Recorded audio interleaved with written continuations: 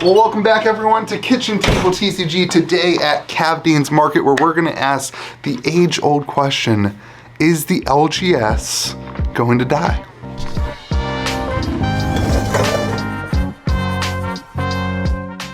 Well, welcome back everyone. My name is Louie. I hope you're having yourself a fantastic day.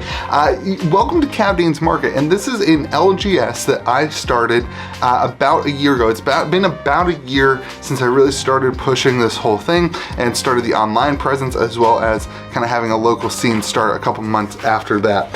And meanwhile, within this realm, Magic the Gathering has raised their prices from 11 to 12% across the board. And there's a lot of conversation going on about the local game stores and can local game stores survive in this climate. Meanwhile, you have a recession happening that's really affecting collectible card games as well as the people who buy collectible card games. We have an online digital world where there's so much competition, and in Magic's case, you've got Magic competing with the local game store by selling product directly on Amazon. And then to add all that fuel to the fire, we're also in a post-pandemic world where after 2 years or a year of really not being able to be in person in stores, people found other things to do and other ways to play their games. So now we have this question, how does the LGS survive? And I want to start this off by saying this. I believe that the LGS can and will survive this turmoil. That being said, it's gonna look much, much different. So we're gonna talk about 4 ways that I believe LGSs can survive in this new world that looks a lot different than maybe your brain thinks about an LGS.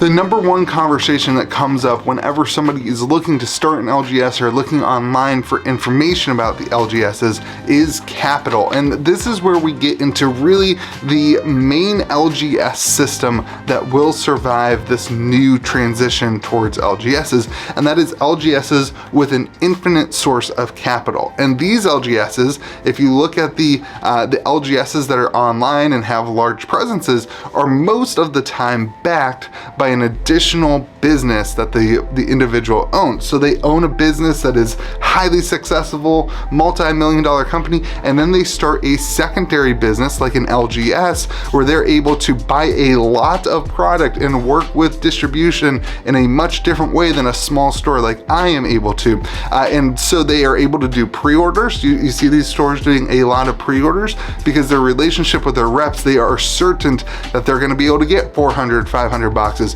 Whereas if a store like mine even went up and said, I'm gonna do pre-orders, I would never ever be able to get that amount of boxes anyway.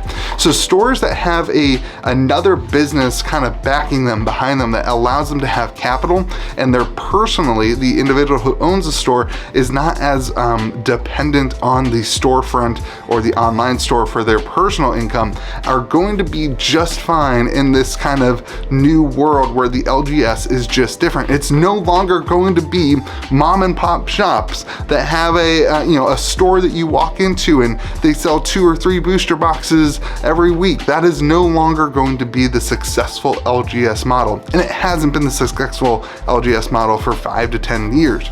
The successful model for a large scale store is going to be having a business that backs you and allows you to have a much less successful business on the side, but it gives you the ability to sit on boxes for 4 to 5 years, gives you the ability to sell boxes at really low margins, that kind of thing.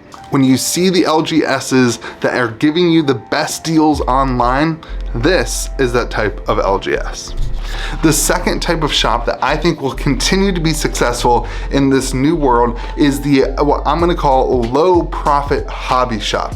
And this is the type of shop that the owner of the store looks at owning the shop as a hobby. It's not their main source of income. They have another job. Maybe they have some volunteers that run the store. They order boxes equal to kind of the number of boxes that they pre-sold. They make enough money to pay the rent, but they aren't making enough money to be profitable and to be a business that is supporting the owners or even really an employee or two.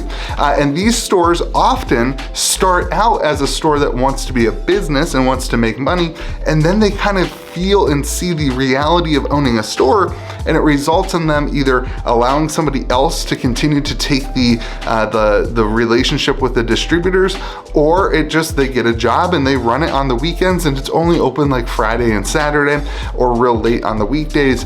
This type of store I think can still survive in this climate because you need a place to play your games. You need a place that is running events, and as long as there are people who are willing to look at it like a hobby, I still think this can be successful, as long as their understanding is it's never going to be a full-time job. And this is so hard for those individuals who grind and who show up every Friday night to help you run events. And this is why you have to be so nice to them and so kind to them and so appreciative of them, because they likely will never turn this into a business.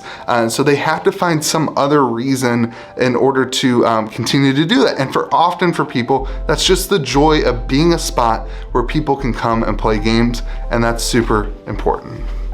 Now, there is a third type of LGS that I think is a great model and can survive, and this is what I am doing, and these are LGSs that have large online presences. And I'm not just talking about my YouTube channel. I don't really feel like my YouTube channel is large or really that successful at this point. The point being is that these stores and stores like myself offer all their products online to a wider customer base. They also utilize things like TCG Player. Maybe they have a YouTube account, maybe they have a Whatnot account. They do other things in order to promote the sales of their stores. And these types of LGSs, I still believe, can create relationships with both local customers as well as online customers that result in them being able to transition from maybe their job to doing this full time. Now, I will say this, I do not think that this is a super great thing to do. I would not recommend this to you. It is a ton of work. It is still very much a labor of love. You're not going to be rolling around in the dough, but what it does allow you to do is get great relationships, have a lot of fun, have relationships with distribution, get product if you're a collector, for yourself. It is a cool way to live your life, and it's definitely a lifestyle thing. Here's a couple of things that I think are really successful moving forward for this is going to be things like YouTube Live and Whatnot. I really believe that that is moving towards, and that the industry is shoving this down everyone's throat, and that in a year or 2 years, that kind of live auction thing is going to be such a important part of the business model of these stores that have a local scene, but also have to have some sort of online presence because their local scene is not large enough to support an owner and a couple managers and that kind of thing. I also think like things like Patreon and YouTube, there's a way to connect that, things like a lower version of what Alpha Investment is doing. The problem is with Rudy, with Alpha Investments, it's impossible for anybody to compete with him. And why would they? Why would you try to compete with Rudy? There's just no way to do it. He has such a critical mass of patrons. I don't think stores should look at that as a business model. I think TCG Player not selling sealed product, that we're seeing that with Dominaria United right now, that is not a way to make money. But with TCG Player, having a large singles inventory where your local scene can trade in literally any card because you have a large TCG inventory that is kind of always cycling through, it allows you to hire some employees and to do some things. I'm still working on that. I'm still very much in the midst of figuring that out, but I think that is successful enough to help a small LGS that has a community presence and wants to be a little bit bigger than like a hobby shop somewhere that isn't open all the time. And so these stores that have an online presence, I think still have a lot of potential moving forward in this ecosystem. The fourth and final business model that I think is a really good for LGSs and that can sustain this new price model from Wizards and all the things going on in the global economy is a store that utilizes the sale of like coffee or food and beer in order to be their main seller and mainstay at the store. Now, I don't do this and I'm not sure exactly how it works with event hosting for things like Pokemon and Magic the Gathering, but I do know stores that that do this, and they seem to be doing great. So these stores are stores that have some sort of exterior opportunity to sell things to you as a customer that also bring in people who maybe don't even play Magic the Gathering or Pokemon. Maybe they're just hanging out with their friends and they're getting a beer, and one of them wants to go to the store in order to buy some packs or something like that. It really opens up the demographics and really opens up the ability to bring in local customers. And on top of that, the profit margin on things like beer and coffee and that kind of thing is so much greater and so much larger percentage-wise than the profit margin for like a box of Magic cards. So this is a really, really great business model for those of you, for people who have that skill set or have those connections to figure out something like that. I think that can go a long way. So where does this end and where does this go from here? And in my honest opinion, as a store owner, I think you are gonna see more LGSs close over the next 2 to 4 years than any other time in the history of the world.